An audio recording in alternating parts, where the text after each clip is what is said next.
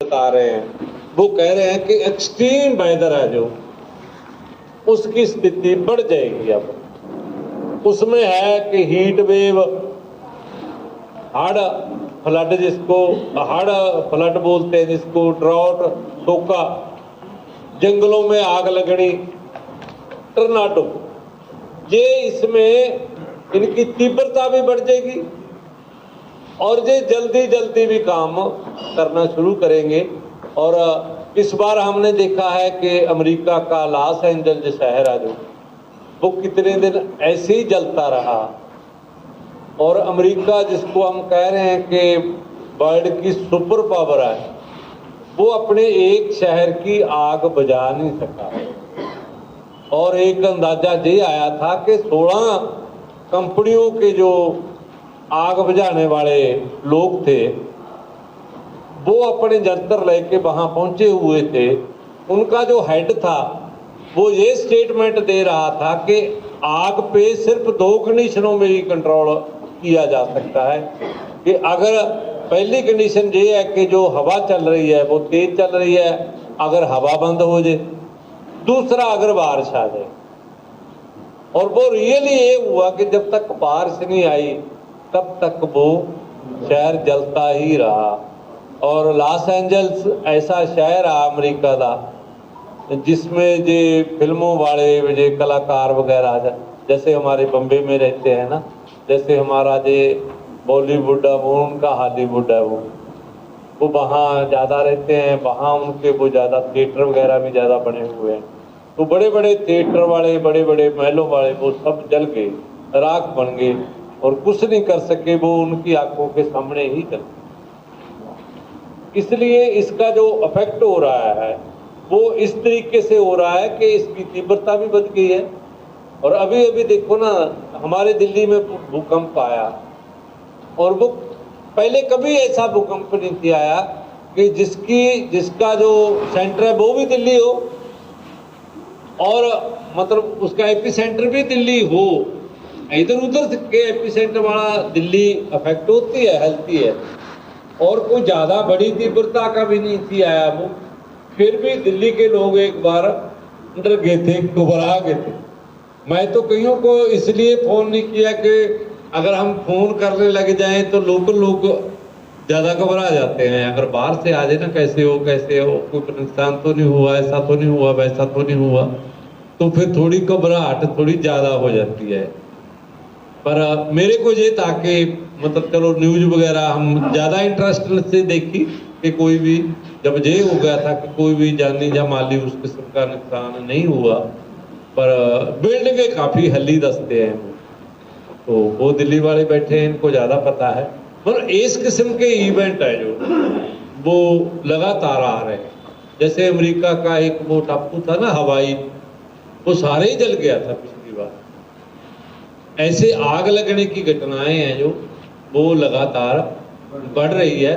और इसका एक नुकसान तो वो ये हो रहा है कि जंगल ही महज एक हमारे पास जरिया है समुद्र के बाद, जो CO2 को सोखता है। क्योंकि समुद्र तो CO2 को सोखते ही है कल्ला, वो ऑक्सीजन में कन्वर्ट नहीं करता। लेकिन जंगल एक ऐसा जरिया है जो CO2 के सोख के उसको ऑक्सीजन में कन्वर्ट करता है। अब हमारे सामने परिस्थिति ये आ गई है कि CO2 एमिशन तो बढ़ रहा है, जंगल कम हो रहा है। चाहे वो काटने से कम हो रहा है, चाहे वो आग लगने की वजह से कम हो रहा है, जो हमारे लिए ज्यादा मतलब प्रॉब्लम क्रिएट कर रहा है।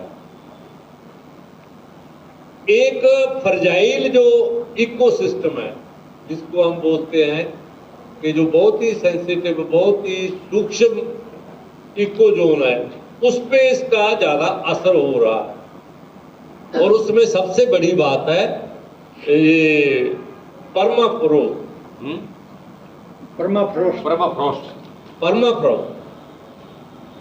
वो क्या है कि मतलब कुछ ऐसा मतलब एरिया है दुनिया में, और खास करके यूरोप में है ये ज्यादा, जहां बहुत लंबे समय से जमीन में पानी जमा हुआ है। वो इस तरीके से इतना सख्त जमा हुआ है जैसे वो उसका पार्टी, वो मिट्टी का पार्टी बना पड़ा और उस पे शहर भी बसे हुए हैं। उसमें क्या हो रहा है कि जैसे जैसे ये टेम्परेचर बढ़ रहा है, वो जो जमीन में पानी है और बर्फ जमी हुई है,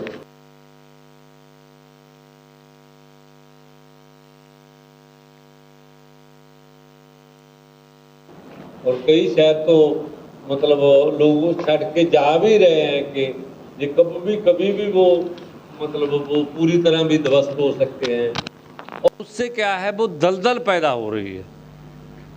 जब वो पानी में कन्वर्ट हो जाएगी ना, वो सारी जो आइस है, वहाँ बर्फ है, तो दलदल पैदा हो जाएगी। दलदल एक ऐसा फिनोमेना है जहाँ मतलब अपने आप ही ये मीथेन है वो बहुत ज़्यादा पैदा होनी शुरू हो जाती है, क्योंकि दलदल में बैक्टीरिया बहुत आते हैं और वो बैक्टीरिया हैं वो इसको ज़्यादा जनरेट करते हैं मीथेन को।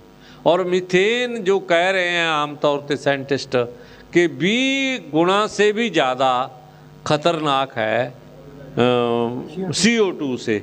लेकिन उसका एक पॉजिटिव पक्ष ये भी है कि CO2 200 साल तक रहती है, लेकिन वो 20-25 साल तक ख़त्म हो जाती है।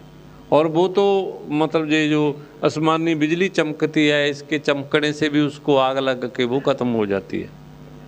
और इसमें का एक सबसे जो बड़ा खतरा आ रहा है, वो आ रहा है समुंदर के। समुंदर पे 2 किस्म का खतरा आ रहा है उसका। एक तो सी लेवल बढ़ रहा है, जैसे जैसे ध्रुवों की बर्फ खुल रही है टेम्परेचर बढ़ने से, तैसे तैसे समुंदर का लेवल है जो वो बढ़ना शुरू हो गया है। और समुंदर के लेवल बढ़ने से क्या है कि समुंदर के तट पर बसे हुए बहुत सारे शहर ऐसे हैं जो आने वाले समय में कम से कम 20% 25% वो समुद्र में समा जाएंगे, उसमें पानी भर जाएगा और उससे बहुत ज़्यादा नुकसान होएगा। ख़ास करके इंडिया की अगर बात करें तो इंडिया में कलकत्ता है, चेन्नई है, बम्बे है, ये बड़े शहर हैं। इसके बारे में कहा जा रहा है कि 20 से 25% ये जल्दी डूबने वाले हैं।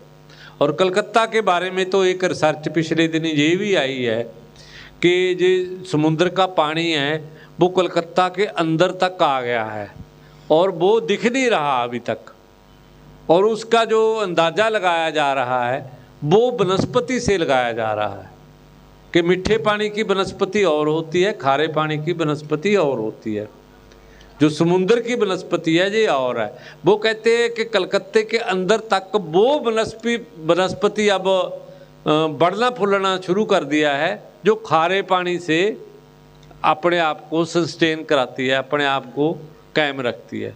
इसलिए एक तो ये है कि सी लेवल बढ़ने से बड़ी प्रॉब्लम आएगी आने वाले दिनों में। दूसरा ये है कि ਇਹਦੇ ਚ क्या है कि सब तो ज़्यादा जो टेम्परेचर बढ़ रहा है, जैसे हम कह रहे हैं ना कि ग्लोब का पूरी का टेम्परेचर बढ़ रहा है, लेकिन स्पेसिफिक अगर बात करें, सज्जन जी गुस्सा ना करें कि जी ध्रुवों की कल अकेलों की बात कर रहा है, तो ध्रुवों का ज़्यादा बढ़ रहा है। वो ध्रुवों का नॉर्थ पोल और साउथ पोल का जो टेम्परेचर है वो कंपैरेटिवली ज़्यादा बढ़ रहा है। और नॉर्थ पोल और साउथ पोल ही एक ऐसे मतलब धरती के 2 मतलब पिलर हैं, सिरे हैं, जिस पे सबसे ज़्यादा बर्फ़ जमी हुई है। तीसरा जो सोर्स है सबसे बड़ा बर्फ़ का वो हिमालय पर्वत है। तो ध्रुवों पे जब ज़्यादा टेम्परेचर बढ़ रहा है तो उससे किया कि आइस ज़्यादा मेल्ट हो रही है, बर्फ़ा जो ज़्यादा पिघल रही है और वो सी लेवल को भी प्रॉब्लम क्रिएट कर रही है और ध्रुवों के टेम्परेचर को भी वो मतलब जी वो कर रही है। ऐसे करके मैंने जो एक बात आपको पहले वो जियो पॉलिटिक्स वाली की थी कि जो आर्टिक ओशन वाला ट्रेड रूट है शायद वो आने वाले दिनों में मतलब पूरे साल के लिए खुल जाए। और उसी लिए ये जो प्रॉब्लम अब नाटो वर्सेस ये रशिया या थोड़ा चाइना आ रही है, क्योंकि रशिया वैसे स्टैंड नहीं कर सकता था इतनी देर तक अगर उस रूट से चाइना उसको सामान सप्लाई ना कर सकता होता। बाकी रूट तो उसके जाम है एक तरीके से। और उसके लिए जो जियो पॉलिटिक्स के बारे में भी एक बात इसमें ये कही जा रही है कि उससे सबसे बड़ी प्रॉब्लम ये क्रिएट हो रही है, अगर ये रूट खुल जाता है तो उससे सबसे बड़ी प्रॉब्लम नाटो को आएगी, एक बात। दूसरा है, इससे क्या है ना कि नाटो वालों को अब क्या होने लग गया, नाटो को अब ये नाटो के जो देश हैं उनको ये है कि कैसे ना किसी तरीके से ग्रीनलैंड पे कब्जा हो जाए। ये ग्रीनलैंड पे कब्जा होता है तो वो इस मतलब इस रूट को थोड़ा प्रभावित कर सकता है, क्योंकि ग्रीनलैंड उस एरिया में आता है। ग्रीनलैंड के दो मतलब आजकल जियो पॉलिटिक्स में दो इम्पोर्टेंस है। एक तो ग्रीनलैंड में जो रेयर अर्थ मैटर है वो कहते हैं काफ़ी ज़्यादा है और एक क्वालिटी वाला है। दूसरा ये है कि वो जो आर्टिक ओशन वाला ट्रेड रूट है उसके दरमियान उसके बीच में आ जाता है। इनको ये है कि अगर हम वहाँ जो ट्रंप कह रहा है ना, दो बातें तीन बातें, एक कह रहा है कि कनाडा को कि आप हमारा 51वां वो स्टेट बन जाओ, एक वो कह रहा है कि हमें ग्रीनलैंड चाहिए, और एक कह रहा है कि हमें पनामा वो नहर आ जी वो चाहिए। ये सारा प्रॉब्लम है वो ये इसमें क्लाइमेट चेंज का जो जियो पॉलिटिक्स पे इफेक्ट है वो भी इसमें काम कर रहा है। दूसरी बात ये है कि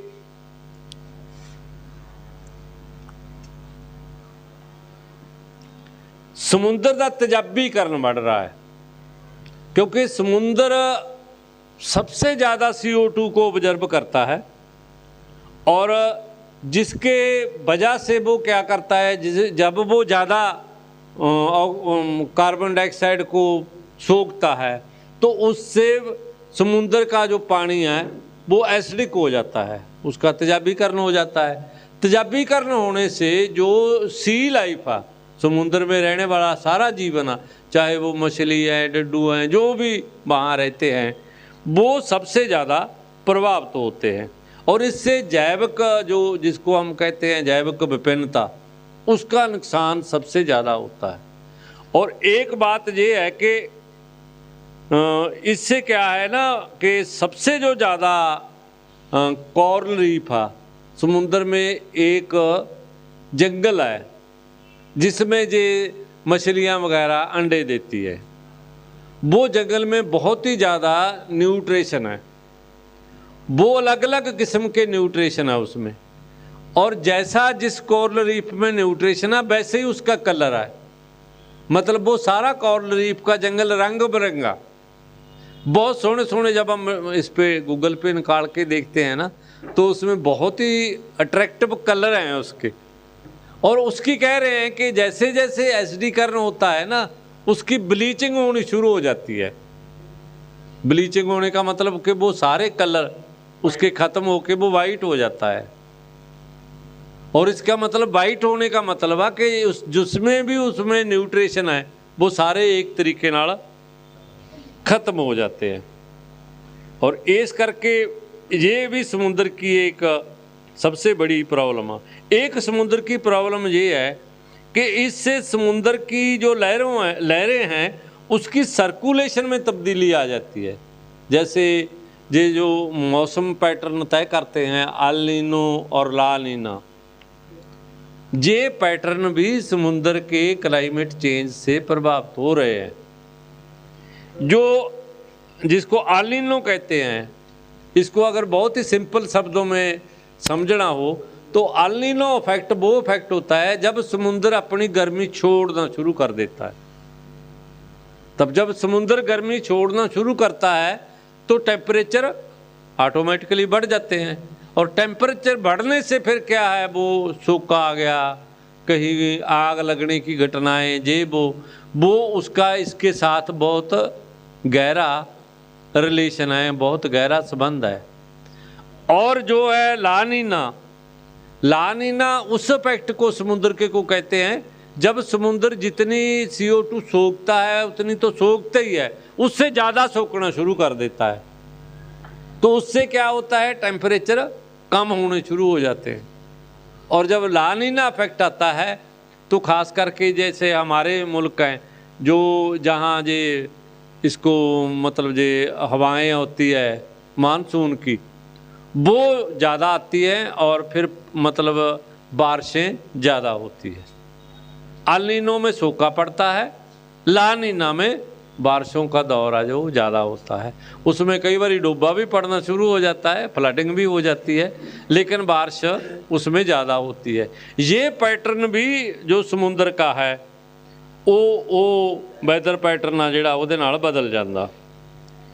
एक ये कह रहे हैं कि अगर 1.5 से अगर थोड़ा सा भी और बढ़ जाता है, मतलब जो हमारा एवरेज टेम्परेचर है अर्थ का, तो समुद्र की 70 से 90% कोरल रीफ आ जी वो खत्म हो जाऊगी।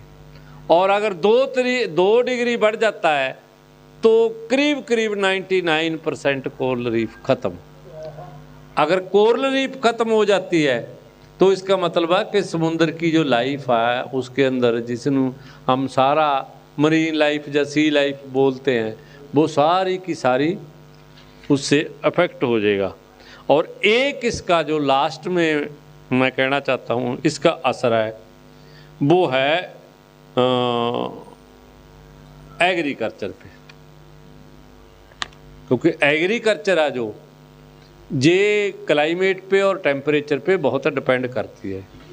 जैसे पंजाब में हम कहते हैं अगर हम गेहूं की अच्छी प्रोडक्शन चाहते हैं तो फरवरी में टेम्परेचर 20 डिग्री सेंटीग्रेड तो ज़्यादा नहीं होना चाहिए, और 15 मार्च तो 20 मार्च तक 22-23 डिग्री से ज़्यादा टेम्परेचर नहीं होना चाहिए।